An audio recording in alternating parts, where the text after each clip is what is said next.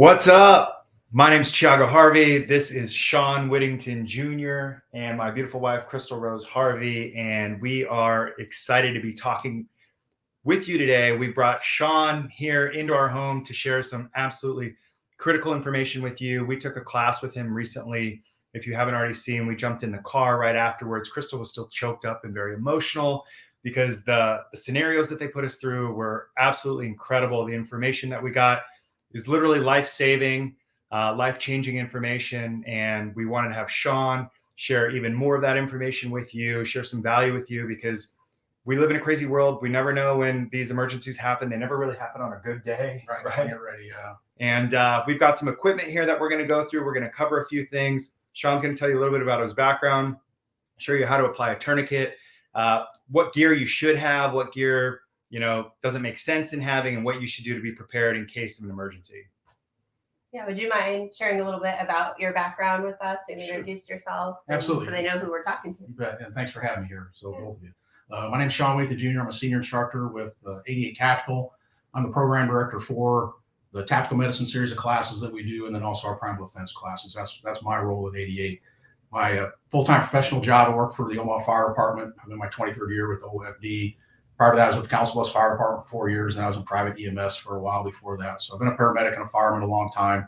Worked in a very busy area of Omaha for 16 years, where we average close to 4,000 runs a year out of one station there. So I had a lot of opportunities to deal with trauma and to learn really good ways to manage it, and also to kind of see how a lot of times the general public wasn't really prepared to deal with things. And so that's one thing that kind of motivated me to get into teaching, is just to pass on some of the knowledge that I gained, having the opportunity to be in a profession I was in, to pass on to regular people. So.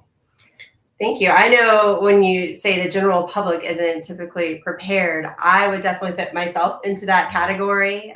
Before taking your class, one of the things that stood out to me the most was just when you said, hey, you're actually the real first responder. And a light bulb went off for me when you helped us do the math of hey, if you're bleeding in this way from an artery, you're going to bleed out in less time than it takes for an ambulance to arrive. What are those numbers again? Right. So it's a person can bleed to death, in 3, 4, 5 minutes, depending on what part of their body's injured, and depending on where you live. Response times vary. Depending on, for professional departments to volunteer departments, rural versus urban. Best case scenario, there's a first responder at your door in 2 or 3 minutes. That might be too late, and so we just always say, the real first responders in any type of, whether it's a medical emergency or traumatic emergency or violence, the real first responders are the people that are going to be there. Those are the people that are going to make the biggest difference. I might be part of a group of professional responders that eventually shows up, but very often it takes too long, and we see tragedies all the time where where preventable causes of death. And it's something like, several 100,000 people die every year in the United States as a result of trauma. And there are studies that estimate between 5 and 25% of those deaths actually could have been prevented if someone knew first aid. And you put a real number to that, that's a lot of people that die every year unnecessarily. Do you have anything to say about that? Well, let me jump in really quick. I know if you're catching this, we're using this platform called StreamYard to stream onto a few different social media sites. So if you want, we're going to open this up to a little bit of Q&A. If we do see some questions coming in, make sure that you give StreamYard permission just to share your name, because if you drop a comment, we may not be able to see it. So just click that little button that StreamYard's alerting you to do, so that way we can see your question. You can ask Sean directly what you have on your mind. Sean, I know when we sat in your class, you shared a couple stories that really stood out, because I think, right now, what gets a lot of media coverage are these mass shootings or these, major emergencies like, hurricanes or whatever, right? But I think what a lot of people don't realize is that having this information, having this knowledge that you're going to share, could even save, you from like your kid falling off the swing or, puncturing something. So maybe share some of the stories where this information has saved lives in the context of, if they would have known this or they did know this, and, maybe go into some of that. 'Cause some of those really, as parents, especially, like that's a lot of who we're talking to. Like, we want to be able to be there for our kids in case an emergency happens, even in the home. Right. And yeah, and you're right. I mean, is violence in public areas, is that an issue? Absolutely it is. Do we need to know how to manage the aftermath of something like that with some basic first aid and medical skills? Absolutely we do. But yes, statistically, what are the odds that, as an average person, you're going to be ever involved in your whole entire life in a situation like that? It's pretty slim. Odds are actually pretty good that you're going to be driving to work sometime and come across a car accident or a motorcycle accident. Or you're at home and there's an accident in the garage with a power tool, or your child falls down the stairs. I was helping to teach a Stop the Bleed class here not too long ago, and one of the female instructors there, her 8-year-old daughter was at a sleepover with a bunch of other 8-year-old girls having a good time. One of them runs down the stairs, trips, falls, suffers a fracture of her upper arm, actually severs her brachial artery. And because this lady, being a good mom, had taught her daughter these skills, her daughter applied pressure, direct pressure to that, and I was actually able to control that bleeding until adults and professionals were able to get there. So, again, just imagine if she didn't have those skills and no adults were home, that girl probably had a good chance of not making it.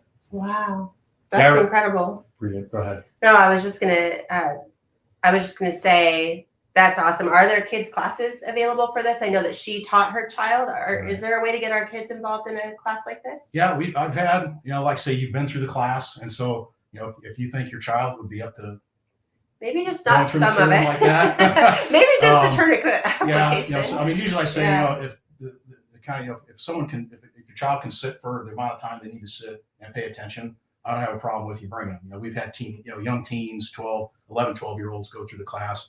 Much younger than that, I prefer that the adult took the class and then take home what you think is valuable and what you think you can teach your child. But a tourniquet application is a pretty simple process, and you can do that. You can teach your child how to do that. Get a practice tourniquet, run through some repetitions. I know a lot of parents that do that type of, and you can make it fun, make a game out of it. Leave a few practice tourniquets laying around the house or something, and you can make it fun. And that repetition is what's really important. And we're talking a little bit about bleeding, but I remember the acronym SMARCH, right? And one of the things that came up in your class, because it was an 8-hour class, so I don't know if Courage can sit through that quite yet. We'll probably have to teach him some of this stuff at home. But I remember there was a couple of different videos that you shared. One of them was the guys on the bikes racing down. And I think, even if you don't have a tourniquet, like what would you say? Like, applying pressure, right? Is one of the most critical things you can do for massive bleeding. And then that other video, maybe you can share a little bit about both those things that would be valuable to the audience, was the woman who was riding in the go-kart track and her hair got stuck. But everybody, we live in this crazy day and age where instead of jumping in to render aid, something I learned about the Good Samaritan law. Sorry, I just covered a lot right there, but I think it's so valuable. Maybe you can address all three of those things. But instead of just, filming and posting it on social media or being like, oh my God, look what's happening to this woman. She looks like she's dead. That's the video that we were watching. There's different things that we can do in terms of, having that situational awareness, being ready to jump in and knowing things like the Good Samaritan law, which I think holds a lot of people back from actually doing anything. Maybe you can share a little bit about that. I think there's a couple things that hold people back from acting. I think primarily they just don't know what to do. They don't know what to do, and you don't want to make something worse. And you figure, well, if I don't know what I'm doing and I try to do something, I don't want to make the situation worse. So I'm going to hang back. I think that's a big part of it. And then again, feeling some personal liability. Hey, if I screw this up, is this person going to sue me in court? Am I going to be financially ruined and things like that? So, you don't know what you don't know. So, that's why I teach classes like this. The Stop the Bleed, the class, depending on where you live, if you're not from this area, there are Stop the Bleed instructors all over. If you want to go to just a good 60 or 90-minute class to learn how to control life-threatening bleeding, that's a pretty good class to go to.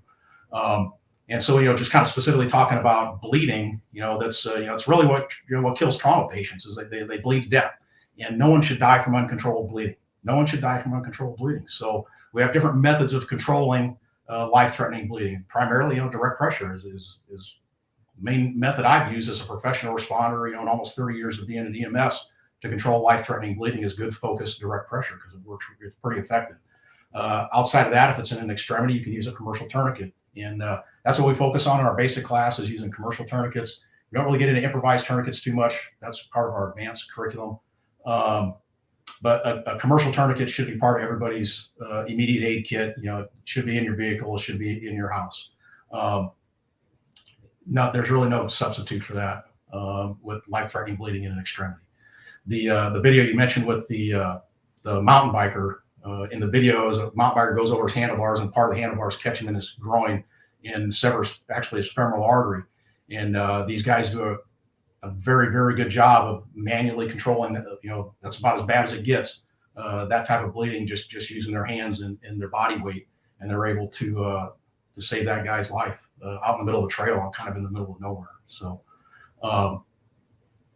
and then the video you mentioned with the go-kart, that goes into, that woman wasn't bleeding to death. She was actually had an airway problem. She was riding this go-kart. It's a big indoor facility. Here in Council Bluffs, right? What's it called? Joe's Karting. Yeah. Yep. And her hair had fallen out of the back of her helmet. It was really long, got wound up in the wheel, and it pulled her backwards. The back of the helmet hit a fixed part of the cart, and then the wheel was still trying to pull her head out of it, and the chin strap was choking her to death. And you got there in the video, there's literally an entire warehouse full of people that just stand around and look at this, including the employees. And I'm not blaming them for anything, because their policy may very well be, don't touch anybody that's injured. Call 911. And it was several minutes before, I can't tell you exactly how long it was. It was probably a little while before first responders got there, and they were able to cut her hair and take that pressure off her throat. And then even when he got there, I noticed in the video, it was at least a couple minutes kind of just assessing the He had to situation before he determine, realized exactly what was going on. Yeah, and I actually know that police officer personally that responded to that, and he called me and we talked about it, because he was a little frustrated with himself, because he's like, gosh, it took me so long. It felt like it took forever for me to figure out what was going on, and how can I get better at that? And I'm like, well, John, I think you did pretty good. Yeah. At the end of the day, you had a good result. You figured out what was wrong. You fixed it, and helped this lady start breathing again. Like, there's something maybe you can improve, maybe just the speed and efficiency of your physical assessment, and just do some repetitions. Practice it a little bit. But I think he was beating himself up a little bit unnecessarily over that. Well, that's definitely not something you see every day. Right. I mean, just looking at her, Right. she almost looked like she had passed out. You wouldn't think Right. her hair was stuck in the tire. Yeah, I It's think like the we last asked thing this you in would this think. class, like, hey, what do you guys think happened? You pause the video, and I think most of us thought like she OD'd or something. Yeah. We couldn't really tell. Or hit something and got knocked unconscious is Yeah. usually real common things. Unless you've seen the video, I've never had anybody think, oh, maybe her hair fell out and got caught in the wheel. So, Yeah. and that's why we practice those physical assessments. We got to find what is wrong, and you have to take your hands and put them on people to do that. Medicine is touching people, and sometimes we have to figure out what's going on. It takes a little bit of critical thinking, but it's not rocket surgery. Right? Yeah. It's just having a plan, and basically, how do I find out if there's anything killing this person right now that I can do something about? Well, I think your class was so valuable because, I think we came away with a lot more confidence in one another. Like in his class specifically, like obviously there's Stop the Bleeding. What was really cool about your class, and why I want to direct so many people to what you did, was that, that SMARCH acronym covers so much more. I think the first one is, safety or securing the space. Right. M is massive bleeding. A stands for airway. R stands for respirations. Are they breathing? I think C was circulation. H was. Is this our quiz? I'm trying to impress the audience here. I think I got most of it. I'm trying to remember H, head injury, right, or hypothermic. Hypothermia, and then evacuation. And E was like, yeah, get out of there, escape, how to escape safely. So We paid but, attention like, in class. Yeah. Crystal, like they taught us how to like move a body. Like if you're in an injured person, if you're in like, a hot zone or even a warm zone, like you mentioned, like how to move people. And I think, you were able to actually move me. Maybe you can share a little bit, Crystal, about like what you got out of actually, picking up a 185-pound dude. Well, for one, it feels much different than you would think. I've seen people drag bodies on shows and things like that, and I've always thought, oh, if I had to, no problem. But it definitely, there's a special way to hold and all these things that we learned there. And I definitely gained a lot of confidence, even in those few moments of trying that. I'm like, wow, I can lift a dude. That's cool. That gives me, so much more motivation to just keep my personal body strong, my personal body healthy, going to the gym, lifting, staying strong, eating well. Like those things are all so important just for my own responsibility, my own health. But I also see how that benefits the people around me in a whole different way. And I know I'm not going to be a bystander after taking your class. I'm not going to see somebody. I built the courage and the confidence, even in just those 8 hours. I know I still have so much to learn, and I'm going to continue to learn and get stronger in that. But actually being able to experience that, it definitely formed something new in me in just an 8-hour experience. And so I feel more confident being able to care for our children, and also anybody's children, or, God forbid, we do end up in some situation, which is more likely now than it once was, unfortunately, in the world that we're in, just of the mass shootings or these types of things that seem to be happening more often. I would love to look around and know that other people in our community have also taken the responsibility that we have to take care of our fellow people. I mean, I would love to look around and be like, oh, they were in that class, and know that even if I'm not present, my children are safe because they're around adults who have taken those classes, or kids who have taken those classes. It's just like, I can just see how this is so important for the whole community, not just the individual, and how we're all capable. And really, it really is our responsibility. I believe that now. This information is available. We can't just wait for the ambulance to show up. It's not enough. Right. And I like to say, we're obviously at 80 Tactical. We're pro Second Amendment, and we do a lot of tactical and firearms type training. But just like you said, this information applies to everybody, whether you're pro gun, anti-gun. I don't care if we agree politically or not. Everybody should know this stuff. Everybody, because this can happen. Trauma doesn't care how you voted, and things like that. So every citizen, every person needs to know just very basic skills. I think we touched on this really quick, and I just want to make this point again with a little bit more clarity. The Good Samaritan law, what does that say? Because I think there's this thing called the bystander effect, which is like, okay, there's other people around, there's something going down, somebody else will step in and do something, or 911 is going to show up and do something. So I'm not going to, right? And I think we get paralyzed, kind of like what you mentioned, is we either don't know what to do, or maybe we're afraid we're going to get sued. What does the Good Samaritan law say about that? So all 50 states have a Good Samaritan law, and I'll, you want to look your individual states up and see exactly how it reads. And I'll paraphrase Nebraska. It states, as long as you provide first aid within the level of your ability and in good faith, and you're not intentionally trying to hurt someone, you are absolutely protected from personal liability. So, I mean, there are complications to some of the things that we do. If you do CPR on someone, you can fracture their ribs and sternum. And, when you revive somebody and they come out of the hospital, can they sue you for that? They can sue you. Anybody can sue anybody for anything, but it's not going to go anywhere, because that's an absolutely known complication with that. And so, again, within the level of your training, that's important. And in good faith, meaning you're not intentionally trying to harm a person, you're protected from personal liability. And you shouldn't be afraid to step in and help somebody, but just follow those couple easy guidelines. I think that was so powerful. I got so much out of that, because I think, a lot of lawsuits happen, and, now that we know this, we can use it, and now I can feel confident, hey, I have good faith to try and help somebody. We can step in and actually do something. Right. Maybe we want to, show how a tourniquet works, or the package. Where do you want to go, Crystal? Yeah, I think that's a great idea. When it comes to supplies, we've noticed, even when I would get online before this class, I would order just random things like, oh, maybe I need a first aid kit. We have 2 boys. What if they scrape their knee? Or, there's just all these different layers of products, and there's so many out there. And I learned a lot in your class about the proper things that we need that aren't going to fail you when you need them. So we have this little kit that we bought from 88 Tactical. So what would you do with this if you bought this guy? So yeah, first off, so this is a pretty good kit. This is something that we spec out, specifically from North American Rescue for us, and they put what we want in this little vacuum sealed package here. And something we spend a lot of time talking about in class is pre-staging your equipment and being familiar with it. So I know it's really nice to have this in this really nice vacuum sealed package, and you would like to throw it in your car like that. But the problem is you need to get your hands on this stuff. And there's a couple things you do. May I? Oh, please. Of course. Okay. So this is the first thing you're going to have to do. You're going to have to open it up, and then you can find another bag, a Ziploc bag or something that you can put this stuff back into. So this is what I consider like an immediate aid kit. So everything in this kit is designed for life-threatening type emergencies. So there's a difference between this, in my opinion, and kind of a first aid kit where, yeah, you're going to have your Band-Aids and your antiseptic wipes and and things like that. Those can all be perfectly necessary, but we're not talking life or death situations with that. This is the life or death stuff. So first thing you pull out of here is a commercial tourniquet. This is a Generation 7 cat tourniquet. We can talk about that and how to pre-stage that a little bit here in a second.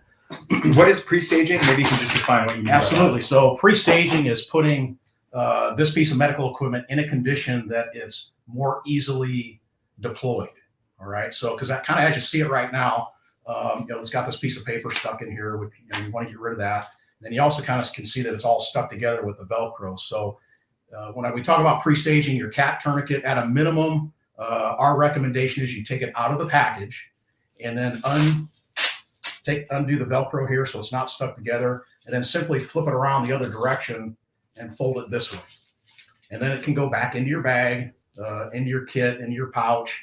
And so now when you need to deploy it, you grab it, it opens up into a nice loop, and you don't have to fight the Velcro. Like we mentioned earlier, every second matters in these situations, right? And I know you shared a really crazy story too about how like you thought you had your equipment, but then you're doing it. I don't know if you were doing it like in the rain at night, which is like, all the horror movies, like when stuff goes down, it's pouring rain, it's in the middle of the dark. So pre-staging would make a lot of sense for like these emergencies. Yeah, right? and that's a lesson I learned the hard way. For 6 years, I worked as a tactical paramedic. Omaha Fire and the Omaha Police had a joint program where we had a team of paramedics that went through SWAT school. When the SWAT teams got paged out to go on high-risk warrants, two medics responded with them to provide close medical support. And we were serving a particular warrant on an individual who was home alone. We basically put a perimeter around the house. We call him on the phone, say, hey, when you're ready, come on out, because we're not going anywhere. At a certain point, this individual walks out in the yard and shoots themselves in the chest. And so the gun gets secured, and me and the other medics start working on this guy. At the time, I had this really extensive medical kit, like this huge backpack that had everything in the world in it. And I thought I needed it at the time. And I had like 4 different brands of combination bandages in there, which in my mind, I thought, each one of these would work slightly better in a particular situation. And so I remember opening that bag to grab a particular bandage. And we talk, if you ever heard of Hick's Law, Hick's Law states that the more choices you have, the longer it takes to make a decision. And Hick's Law threw a big monkey wrench into my plan right there, because I opened up the bag and it seemed like time stopped in my head. And I was like, man, what bandage do I want? And it just really slowed me down. So I finally figured out what bandage I want. And then I grabbed the bandage, and the packaging at the time was all in one dark color. And it's a very, the packaging is robust.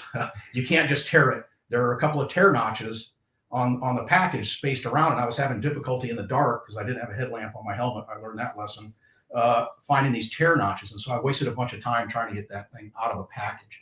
And so after that particular call, I learned a couple of valuable lessons. I learned, first of all, why do I have all these different types of bandages in here? Now it actually doesn't make any sense at all. And I simplified it. I picked one, and I just put 2 sizes of it in there. I put a 4-inch and a 6-inch. So now when I open that particular bag, the only decision I have to make is do I want the 4-inch or the 6-inch bandage.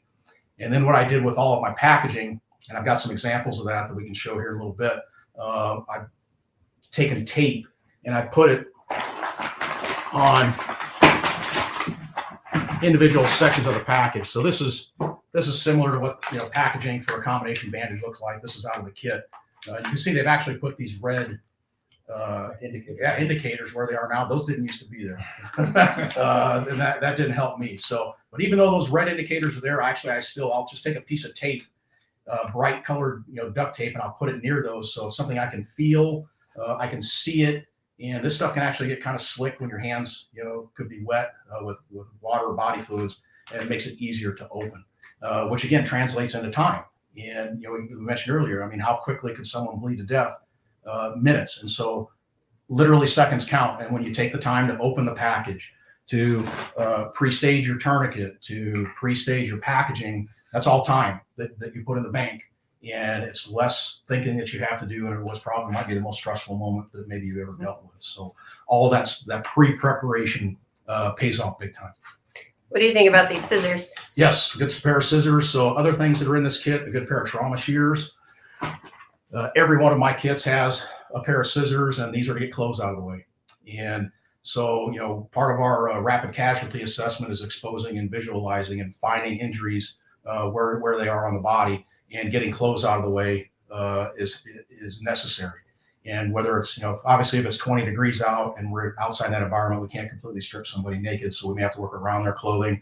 But if we can, we're going to use these scissors to efficiently get clothes out of the way. They work really good, but they only work good like once or twice, and then you want to throw them in the trash and get a fresh pair. What else is in the kit? There's the combination bandages in there, twin pack of chest seals. These are for treating penetrating torso trauma. So any holes between the collarbones, the belly button, front, sides, and then back, you want to apply a commercial chest seal, vented. And why is that important? I learned a big lesson in that I never even considered. If you can maybe talk about penetrating bullet wounds, Right. How they work and why that would be better than just having bandages. Right. So anytime someone suffers a penetrating injury to their torso, again, collarbones, belly button, front, sides, back, what can happen is air can vent through that hole, and it affects how our lung. It can basically disable a lung. And so kind of basically how we breathe. When I inhale, my diaphragm contracts, my chest muscles expand, creates a negative pressure in my chest, my lung inflates. When I relax all of those muscles, creates positive pressure, my lung deflates and air rushes out to equalize with the atmosphere. So the inhaling and exhaling for my lung tissue to inflate and deflate is completely dependent upon being able to generate positive and negative pressure in my chest cavity. So it needs to be airtight.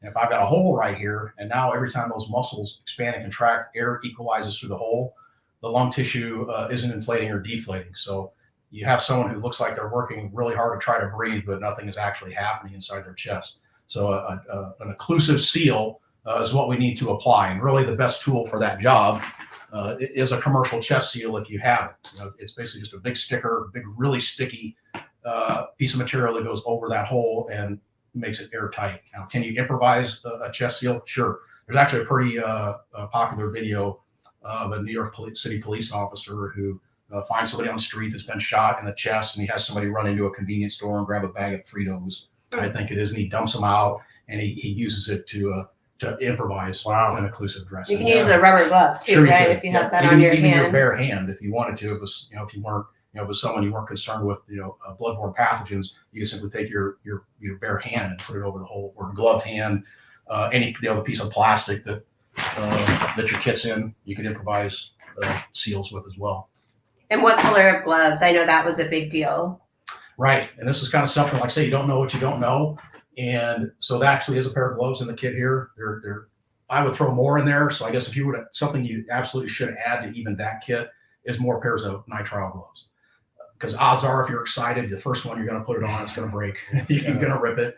Or if your hands are sweaty, they're really hard to get on. It makes it easier to rip. So throw a few extra pairs of these in here. The color is important. A lot of these medical kits that I see people order online will come with black nitrile gloves. And the problem with those black gloves is when you touch someone that has blood on, say you do a blood sweep and you look at your hands, they just look wet. You can't tell that it's blood or not. And so is it sweat? Is it urine? Is it blood? I don't really know. So black gloves are not appropriate for any type of medical kit, period. So use those to change oil in your car and stuff like that. You want to replace them with something that's tan, blue, purple, something that'll contrast. So if there's blood on your hands, you absolutely don't. And maybe it's not so obvious, but why would you want gloves? I know, if she got shot or something, I'm just going to pathogens. Right. Oh, okay. Did he say that? Yeah. I think that went fast. I'm sorry. Some people just or might you not want mentioned to a blood touch. sweep. Yeah, Yeah, I know, but I'm just bodily imagining if you got shot, fluids. I'm just going in to do whatever. And that's fine. screw That's gloves. And it could also keep from, getting your dirty hands or something in their wound. But I'm guessing it's more like pathogens, right? Yeah, mostly. And again, it's depends on who it is. Yeah, my wife, my son, my granddaughter, I'm not worrying about gloves with any of them. I'm going to put my hands on there. I'm going to do what I have to do. Some random person on the street, I'm going to take the time to put some gloves on. These are just concerns with bloodborne pathogens, which are diseases carried in people's blood. And I want to avoid a direct exposure to anything like that. And that's just how you protect yourself. You just take that second to protect yourself. At a minimum, try to have some nitrile gloves on and eye protection if possible. Really, the only direct exposure I've had in 30 years of EMS, it was my fault. I didn't put my goggles on as I was intubating a trauma patient. They coughed and I got blood in my face and in my eyes. Luckily, it ended up being a low risk exposure. Nothing came of it, luckily. But that was a mistake on my part. Okay, that's good to know. Do you want to show maybe how to apply a simple tourniquet? I mean, if people aren't able to take the class for some reason or get to a class near them, at least knowing this part, I believe, could save lives. Right. You know, so Right. even just a simple tourniquet and maybe just what the tourniquet is and where to get it. Yeah, in that tan bag on the bottom, there's some practice tourniquets all the way down in here. And, you know, so, yeah, something happens in the garage. Power saw gets out of control. You know, somebody catches a radial artery in their wrist. So what can we do to help prevent this person's death? So if you don't have a commercial tourniquet handy, simple direct pressure. And I've actually treated a couple of radial artery injuries, and one we applied a tourniquet to, the other we just simply used direct pressure. So for Tiago here, I want to get these bracelets out of the way first. So these would come off, whether with, you know, if we could pop them off quick, we would, or I'm just gonna take scissors and we would cut them off. Okay. Might not be happy about that, but I'd rather have you save my life than right. the We're gonna bracelets. get them out of the way. And frankly, all I did was I simply took my hands like this and I squeezed them together, and it worked. And I was able to control a radial artery, complete dissection with simply that my two hands like this. Now, how much pressure am I putting on that? I mean, you literally just curled my fingers. Quite a bit. So Yeah. this actually takes some effort. And at a certain point, I actually started getting fatigued doing this, and we switched off. I had help, and we're able to switch off between a couple of people. But that's the amount of pressure that it took. And Yeah. so I think for the average person, you know, if you've never had to take your hands and put them on another person and control, you know, life-threatening type bleeding, which is, you know, bleeding that's spurting, pooling, or moving, it's going to take probably more effort than you think. And that's really, you know, direct pressure works very, very well, but it can become fatiguing after a while because it takes some effort to do. Now, if I have access to a commercial tourniquet, this is my other option here. So notice that, so basically this is just going to go on the arm. Now, for purposes of class, this particular class we're doing today, the basics, I'm just going to go high and tight on his arm. I don't care where the injury is here. I'm just going to go high and tight. All right. So the point is, I'm bleeding down here, right? In this example, like you got to stop it above where the You have blood's to be, coming yeah, from. you have to be above the injury. Okay. And, you know, in the class, we go over, you know, we talk about isolated versus non-isolated injuries. If it's isolated, you know, 2 to 3 inches above the injury is fine. But just not to overcomplicate things today. If you go high and tight, you're always right. Okay. So we'll just go with that for this Are time. most tourniquets going to be large enough for biceps like mine? Yeah. I mean, we got hardly So just stupid. enough. Okay, I just want to make sure because, you know, some people out there have huge arms like Right. me, and I just want to make sure that they can be confident in what I brought they the do. extra large tourniquet for just that purpose today. This isn't the kids one. No. So then what I got to do here is I got to get the slack out of this. If you turn kind of this direction. Sure. So this is a really important step here that unfortunately a lot of this, what most commonly I see missed when we do stressful scenarios is people will put this on too loosely, and then you're turning and turning and turning and turning before this ever gets tight. So once I'm going to take this, I'm going to bring the Velcro out of the Velcro just short of the clip right here. Then I'll take 3 fingers. And if I can easily slide 3 fingers under this, it's not tight enough. Now I'm going to go back to here, yank this down, bring the Velcro just shy of the clip. Now it's tight enough. Now enough of the slack is out. For those of you that carry ratcheting style tourniquets, like for instance, like the RMT, this step is critical because if there is too much slack in this, when you start ratcheting it, you can actually run out of ratcheting and it's not going to be effective. All right. So this is an important step. And then I'm simply going to turn this windlass one direction or the other. It doesn't matter until this bleeding stops. Okay. And tell me when that starts feeling uncomfortable. That's uncomfortable. So we haven't even gone a half a turn. And that's because we did a good job of getting the slack out. So that's how quickly this actually starts working. All right. You can do what you got to do. Yep, we're going to turn it till the bleeding stops. And then I'm going to secure the windlass in that clip. All right. Then if I have any excess tail here, I'm going to pull it through the securing clips. And I want to do this because I don't want this dangling out here, because as we start moving him, if this gets caught on something, it can release. So I'm going to pull it through the clips and then secure everything under the time strap. Okay. And if you have the ability to write the time on here, that's okay. Otherwise, just, you know, when EMS shows up, just tell them, hey, this thing's been on, you know, about 8 minutes. So, because we'll want to know the time of application. And that's it. That's how simple that is. Is there any harm that can come from a tourniquet? Potentially. So even a good commercial tourniquet can potentially cause neuromuscular and vascular injury. So don't apply tourniquets to things that don't need it, right? There's not, you know, pulsating, moving, pooling blood probably doesn't need a tourniquet. Okay. Pulsating, moving, pooling. That's when you know you need a tourniquet. Right. Okay. Right. And if it doesn't, direct pressure with bandages is probably what you Correct. would do. Yeah. If you don't have access to a tourniquet, direct pressure. Now, let's say you got the tourniquet on, you got it literally as tight as you can get it, and it's not being effective. Maybe it's in a bad spot. Maybe you got it too close to a joint, so you can loosen it and reposition it. It's okay to go over the clothes, but not too many clothes, over maybe one shirt. But if you have a bunch of bulky clothing, that can affect how it works as well. If you go over a leg and if there's something in a pocket that you didn't notice, that can all affect it. So you may have to re-loosen it, reposition it, and then reapply it. If it's still not working and you've got it as tight as you can get it, and you have access to a second tourniquet, you can apply 2 tourniquets to one limb. And you would apply it, if you can, ideally above. If there's not room above, you'll go directly below it. And they need to be proximal, meaning right next to each other. You don't want them overlapping. That can affect they can be less effective that way. You also don't want them really far apart either. So you just kind of want a sliver of skin around the extremity between the two. And as a reminder, they don't work on the torso, right? They're just for arms and legs. And a lot of people have tried, want to apply to my neck one time, sometimes, but yeah, so strictly for extremities.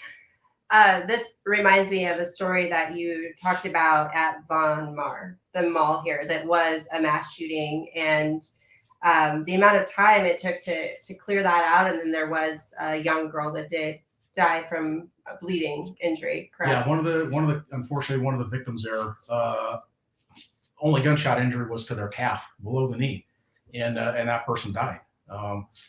That's the definition of a preventable death, but unfortunately she was unable to help herself, and no one else there was in a position to help her either. And again, so it just kind of reiterates what you said earlier. The real first responders are the only people that were going to make a difference in her survival was her or someone else on that scene, because law enforcement, fire rescue, EMS couldn't have got there any faster. And if it's a scene of violence like that, fire rescue we're going to stage it a little bit away. If somebody's shooting people over there, fire EMS, that's not a fire EMS call, that's a police call. And once police have secured that, then it's our job to get in there and take care of the aftermath. But, like you say, Von Mauer, the Westroads Mall, it took over 2 hours to clear that mall and make it safe, right? So, like what's saying, when you need a cop, they're too far away. We're never there when you need us. We're going to always be too far away. So the responsibility for your safety is you. Yeah, I think about that. I'm like, wow, somebody in that store had this training, or if she herself did, she might still be here today. Yeah. And it's wild to think about. Thiago's getting a drink of water, but do you have anything else that you would like to cover, or that you wish the public knew? Yeah, I just get the training. Don't be a person standing around. I mean, it's helpful when people video things because it makes great training videos for me. But unfortunately, that's what seems to be most people's kind of just standard response now, is to get their phones out and videotape, someone else's trauma and someone else in trouble. And I get it. If you don't know what to do or you're afraid of making things worse, we can help you with that.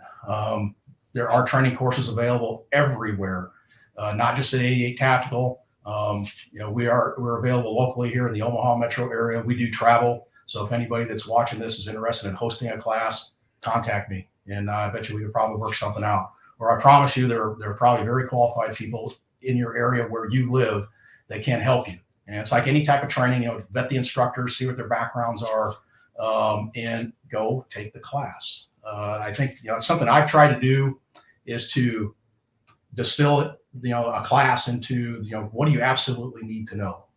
Could I make this a 3 or a 4 or 5 day class? I could, but it's going to be a bunch of stuff you don't need to know. And so we kind of break knowledge down a couple of ways. So what do I need to know? What's good to know? And then what's fun to know? And we have classes for all of that. This class is the need to know stuff. And it doesn't have to be a 2-day class. It doesn't have to be any more than maybe, 7 hours, one day out of your week that you can come in. You're going to walk away with a lifetime of some skills. And again, and I like to say that, after going through that particular class, you don't have to be a bystander anymore. you can step in. You're going to have a plan. You're going to know what to do.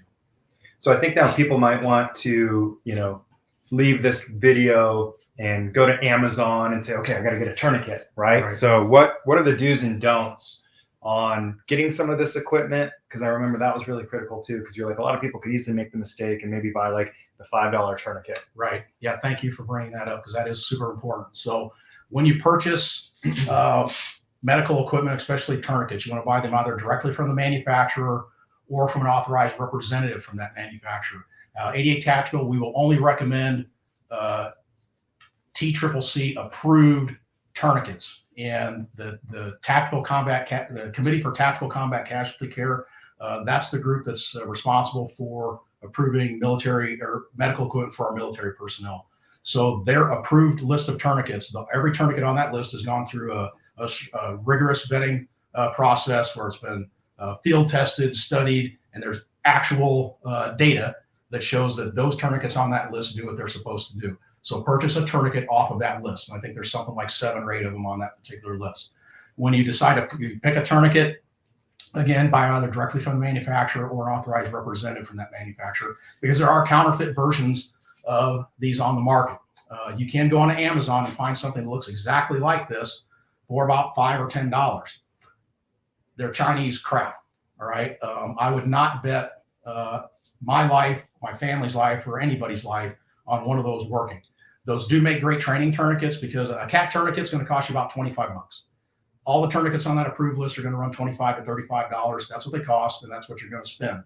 Some manufacturers say it's okay to practice with your tourniquet that's in your kit. Some say they don't want you practicing with it.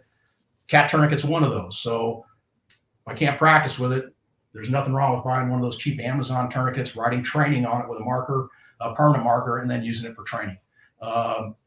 One of the agencies I work for bought like 50 of those for some continuing education we did this year. And in the first week, they broke 4 or 5 of them. And did you say how much this one is? About 25 bucks. So in my personal experience, we practiced with those in class, and we played with different ones. But when we practiced with those, but then later in the class, when we actually were applying a tourniquet that I hadn't worked with yet, I preferred this one. The ratchet style? Yeah, I didn't like the ratchet style. I thought it was a lot harder to pull. Just personally, I preferred this one out of the ones that I tried. I think for like a small child too, I could imagine this might be easier to. Yeah, and this is effective on, we do put tourniquets on kids if it's necessary. And a CAT tourniquet is effective on limbs as small as 5 inches in circumference. And that's pretty small. That's about a 6-month-old arm. And these can actually be effective. And so it was, after one of the recent shootings, the elementary school shooting that happened, our department had some questions because, hey, they didn't know what size limb do these things actually work on? Do they work on kids? And so I was consulted on that a little bit. And yeah, 5 inches in circumference. Have I ever personally applied a tourniquet to a limb that small? I haven't. So actually what I did, I went home, I found, I had a piece of table leg that measured exactly 5.1 inches in circumference. And I wrapped this around it. And the first thing I noticed was that I only had about that much, you can see it, Velcro attaching and holding it. There's about 1 inch of Velcro that's holding this closed, all right? And I went 3 complete turns with every test I had. So I turned the windlass a total of 3 times. And when I got to about 2.5, which was very, very tight, this actually started to pull off. Okay, and so, but what was interesting was when it finally popped loose, this had bunched up so much that it actually didn't release tension, which I don't know if that's repeatable or not. I don't know if I necessarily rely on that. But that was at 3. That was at 2.5 turns. And once I went to 3, it popped a little bit. What I did a subsequent evolution. This isn't how we normally apply this, but I brought the strap all the way through the clips. There's a little more Velcro here. Got this out of the way, and then when I turned the windlass, I made it all the way to 3 turns, and that did not pop off. The next thing I noticed once I got to 3 turns was that the clips here were so far away from the windlass that I could not secure the windlass in the clip. It was bent too far out, and so it was simply a matter of improvising with the tail here, and I simply wrapped this around, and it held it.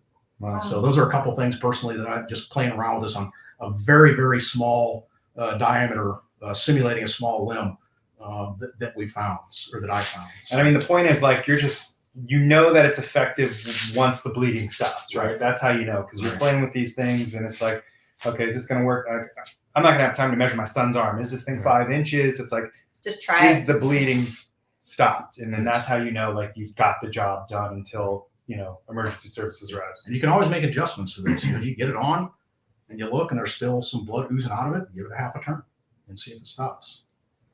I know for us, I'm carrying this in my purse. We're going to have them in our cars. I know that in your backpack thing, you're carrying one now. Yeah, I mean, I carry one in my firearms bag now, for sure. Like, I never even thought of that. What's so crazy is, like, I think so many of us were like, oh, let me go, get my concealed carry, and then let me take the next class, and let me get really effective with firearms training. And they teach you safety, and we learn the principles of that.